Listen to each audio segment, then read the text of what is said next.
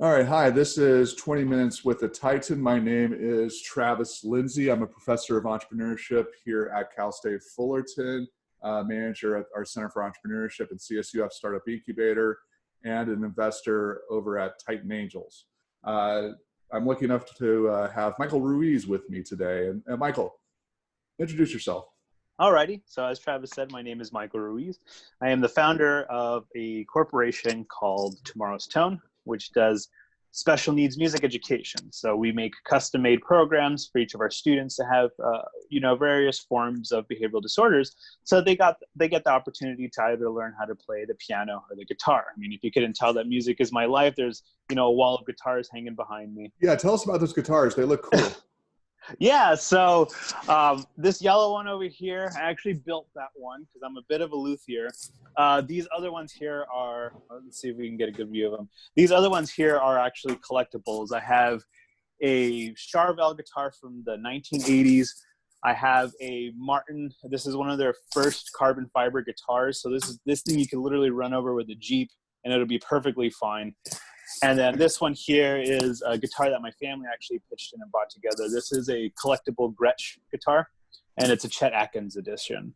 So guitars are, a bit of my life. So I'm actually, in my company, I'm the guitar teacher as well. So I know quite a bit about them. And I mentioned briefly this yellow one right behind me. I actually built that one. Okay. So something and that makes you a luthier? Yeah, that the official title is luthier, one that makes wooden instruments. So that could be anything from like an oboe, all the way to a violin, right? And the reason why I've taken a little bit more interest in building guitars recently is, as we're in the global pandemic right now, and the business that I do, Tomorrow's Tone, is we work face to face with our students. So that business is unfortunately on ice for now, for good cause. We don't want to get any of our students sick, and me myself is actually at risk. I have very severe asthma. Yeah. So better to remove both possibilities. No, yeah, I mean, ditto. I mean, I have an autoimmune disease. I have not as severe asthma, I think, as you, but yeah, I mean, this could be bad stuff. And then if one of your students gets sick, they could infect their parents, and that'd be horrible, right? Yeah, so, and some of our students are nonverbal, so even if they do get sick, they can't even explain, I'm really sick right now, I'm not feeling well. It just makes things complicated. Yeah, and it's already tough with kids trying to figure out how sick they are, right? Yeah. So I want to stick on the guitars for a second. So I mean, look, these talks, they're about entrepreneurship and business and all that stuff. I could ask you if you're going to try to start selling any of your guitars, but let's take it a different direction. Like, what kind of lessons have you learned from making a guitar that you think or that you have applied to business already with Tomorrow's Tone or elsewhere? Okay. One, it's trial and error. With everything in life, it's trial and error. The first guitar that I ever made is an abomination. It lives underneath my bed. It's in a locked case to never be seen by anybody else ever again. I learned how to do it from YouTube. Like my entrepreneurial life, it's something that I was really interested in. I wanted to give it a shot.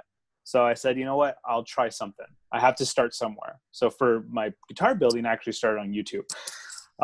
There's a great company called StuMac, and they sell various different types of tools, all the beginner stuff, everything from advanced to beginner levels. And they have this whole YouTube series that says, hey, learn how to build a guitar. And I'm like, wow, they make this really interesting. What I wasn't really paying attention to was that it's a plug for really high quality tools. I was using tools from Harbor Freight. This is like a 2-time use tools from China. And I'm like, hell yeah, let's get this started. Let's make a nice guitar. And I didn't know anything going in, right? And another thing that I learned was do your homework. Don't just go in blind. Don't just give everything you got in the first shot and then give up when it's not perfect. You got to do your homework and do your research to understand, okay, what types of wood there were. So I was using softwood. I didn't even know the difference between hardwood and softwood. So when I put strings on this thing, the whole body cupped and warped because the pressure from the neck was too much for the body, and it just warped it. Again, this thing is an abomination for guitars all over the world. So it lives underneath my desk or underneath my bed. But once I started learning these things, about wood types, like what's the difference between swamp ash wood, mahogany wood? What's the difference between warm tones and bright tones, right? And these woods play a significant part in that. You have these old Telecasters, that are known for having this country twang. I actually have one here. I could give you. Yeah, go grab it. Yeah, so this is a Telecaster right here, a Fender Telecaster. Okay. So this bad boy is made out of swamp ash. And what gives it that Telecaster vibe, you hear a guitar, surf rock from the 50s. It has this really plucky, like it's a sharp tone, right? Country music, country twang has a sharp tone to it. Okay. So like the Beach Boys, any country? Exactly. Okay. Those guitars are made out of swamp ash. So those are to have really bright tones. But then you get guitars that are made out of like mahogany. And these bad boys have really warm tones. And where you actually would see this a lot is in metal music, because warm tones with distortion gives this really heavy, deep tone. Right. And probably like a lot of like reverb and stuff like that as well, or? Correct. So the brighter the tone, the less sustain there is. Gotcha. Right. So that's why you hear in the Beach Boys, it's just really choppy, ta ta ta versus ta ta, and a lot of that actually goes down all the way to the wood of the guitar, which to me was a whole revolutionary thing, because I'm thinking, oh, you get a piece of wood, you throw some strings on it, it's a guitar. Really, there's a whole science that goes into, even down to the type of wood glue that you use can completely ruin the sound of your guitar. It took me 10 guitars. I built 10. I actually have now about 40 guitars that I've built. But it took me the first 10 to realize, oh, I'm doing this wrong. Like this little tweak here, this little tweak there, this is all wrong. But that's an exciting part. Like I would throw back to my business, like in Tomorrow's Tone. That's the really exciting part, is you're opening all these doors and realizing that, oh my God, there are so many more doors that I thought. There's you open one door and there's 5 more in front of you. It's like the more I learn, the less I know. But that, for me, that's so it's really just life, right? Yeah. For me, that's really exciting, because I get this opportunity to just further my education and make myself a better person. Right? The same thing that I'm doing with my business. When I thought, okay, I would go in and teach music to children with special needs. That sounds really good, but once you really get, you dig your teeth into it, you're like, oh crap, there are multiple behavioral issues, and each one has a specific thing. And then each student has a varying degree to this behavioral disorder. And how do I address the students? Some of them can't make eye contact. Some of them can't speak. Some of them don't like to be touched. And a big part of our program is literally, grabbing the hand and putting it to the right position. And then we have to adapt to that. Right. Just same with the guitars. I have to adapt to that. I have to adapt to everything that this, I have to treat my guitars like living, breathing things, because the different wood that I use, even how long the wood dried for, will completely alter the way that it responds to what I'm doing to it.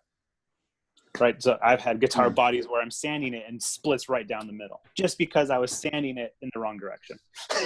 Gotcha. No, yeah, absolutely. I mean, I do a little bit of woodwork, and you have to pay attention to every little detail. I mean, I'm smoking a cigar right now, and that was one of the first companies. It was a cigar review site that I started, and I was lucky enough to actually got sent out to the Dominican Republic to cover one of the cigar manufacturers down there. And I walked through the whole process of putting together cigars. And it's just, as a cigar smoker, it tastes good. It burns well or whatever. But when you actually get into the nitty gritty of it and learn all the different components of it, how you have to let the tobacco leaves ferment, and how you roll it makes a difference. And again, like what kind of glue you use to make sure that it all sticks together, and what kind of tobacco you use. I mean, it's an extremely complex process, and you're absolutely right. I mean, unless you actually are doing it, whether it's cigars or guitars or any business whatsoever, I mean, once you get into the nitty gritty of it, you're going to learn so much every day. And I think one of the things that people don't realize about entrepreneurship in general is that it is all about learning. And so, I mean, with that in mind, um, what other advice do you have for entrepreneurs? I mean, you started Tomorrow's Tone in one of our classes. Yes. And how about you just start off by like walking people through that process? So Okay. starting in the class. Yeah. So I took entrepreneurship at Cal State Fullerton, which to me was the best experience, really appropriate college for what I wanted to do. I'm just going to start there. Is if you have interest in doing something, starting a business, do your homework. You know, I looked at 4 other colleges before I committed to even going to one. And I took a tour of Cal State Fullerton before I even applied. And I got the luxury of meeting Charles Setta. If you meet Charles Setta from the SBI program, she is fantastic. And she said, you need to go here. Not because we just want you as a student, but because of your ambitions and your goals, you should join this program. She's because a great salesperson. And this is what we can offer to you. And the other colleges, I visited 3 more, and they didn't say that. They were just like, we can probably help you. Right. Okay. And so Cal State Fullerton was the only school that I applied to, and I got in. So lucky me. Congratulations. Ditto. But yeah. But it starts there. It starts even before you take that first step, because you need to know what you want to do in life, right? And sometimes when you have an idea of what you want to do in life and you take that first step, it might lead you down a completely different route, right? And that's what I liked most about Cal State Fullerton, because I originally wanted to make a music program that just dealt with the rotation of instruments to introduce new instruments to students, that because a lot of times parents would force their students to play an instrument because they played one. An example was my mom had to play the saxophone because her mother played the saxophone and she despised it.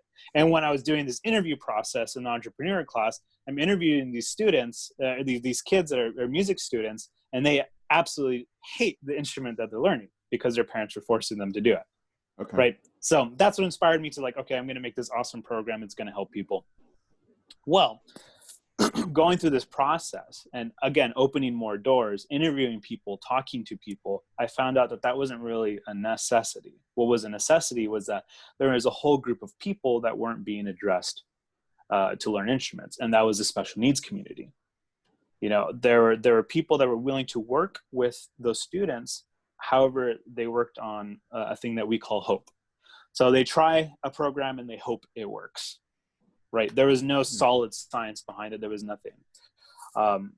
So as I'm opening these doors, I'm also finding these resources that I have. You know, my brother is a board certified behavioral analyst. So that means that he has a degree in working with those with special disabilities. And he was like, hey, I'll help you. Like, if you want to address this market, I'll help you design a program and do all this stuff. Right. So another little tip is don't be afraid to ask people for help. If you have ambition and you have goal and you have a personal, you know, a personal resource that could possibly help you get to that next goal or that next step in your goal, don't be afraid to ask them. Because, I mean, if I didn't have my brother, if I never asked my brother to help me out, I don't even know where I would be. I don't think my business would have been started at all. Yeah, and let me stop you there, because, I mean, I absolutely 100% agree with you on that, but I'll add this part on. I mean, you have to be making progress. You have to be doing stuff. And when you go out and you ask somebody a question, I mean, it has to be actionable advice. Because if you just ask kind of basic stuff, or you don't have anything that's going on right now, it kind of just, it doesn't matter, right? I mean, you get all the advice in the world, but if you're not actually taking action, then it doesn't matter, right? It's just kind of a learning process that doesn't go anywhere. And so that's something that you have done. And one of the things that I've seen a lot of people is that there's kind of like this dichotomy between learning and action when they're starting a business. And so there's some people that will just never really get out of that learning phase. Was that ever an issue for you? No, I like that you said that, you know, this learning and action. There's something that my dad, you know, my dad's a self-made entrepreneur too. And ever since I was a kid, he always told me, Michael, there's thinkers and there's doers. And you need to be right in the sweet spot. You need to be a thinker and a doer, right? Either you have somebody tell you what to do, or you have a great idea. Why don't you make the great idea and then go out and do it? Yeah. So personally, that was something that I was just taught at a very young age. So I've always had this personality to just like, hey, that's a good idea. I'm going to make it happen. Or does it exist? And maybe I'll try to enhance it or make it better, right? And I feel like that's a big part of entrepreneurial mentality, is if there's something that you see it's a problem and you can make it better, then go and do it. Yeah, it's kind of like that whole learning by doing ethos, right? Yeah. So it's just again, I mean, you could still be doing research on how to teach music to the special needs community if you wanted to. There's definitely enough research out there, but you actually got down in the trenches and you guys started this business. And you know, we only have a few minutes left, or we can go over. It doesn't matter. You know, first off, you know, you started it with a couple other guys. Correct. We should name them, and just I guess walk me through those first, you know, few months of getting started. Okay. Would that be in the class or with the actual business? You know, so in the class, how much of a lag time was there between the class and when you actually got started? There was about 6 months of downtime. Right after graduation, we decided to go into the incubator. So that's the Custody Fullerton Incubator. Right. Great program. They partnered us up with a mentor. His name is William Van Vliet. Great just guy. Amazing brain and great willpower. And he helped me and my partners. So my partners, they're Russell Gilchrist and Joshua Sloan. And we had this idea, right? We're like, okay, this is what we're going to do. On paper, it looks fantastic. What are the next actionable steps?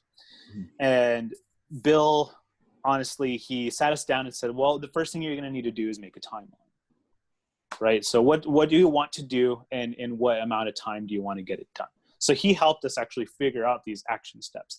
And he was very realistic with us. He said, oh, that's cool. You want to get 10,000 followers on social media? Yeah, good luck. It's going to take a very long time unless you do it the right way. Mm-hmm. Right. So he taught us how to do these things the right way. He guided us towards that direction, and we made the decision to actually go ahead and do it. Yeah. Right. So after those 6 months, we actually got our first group of students to sign up and give it a shot with us. And it was bad.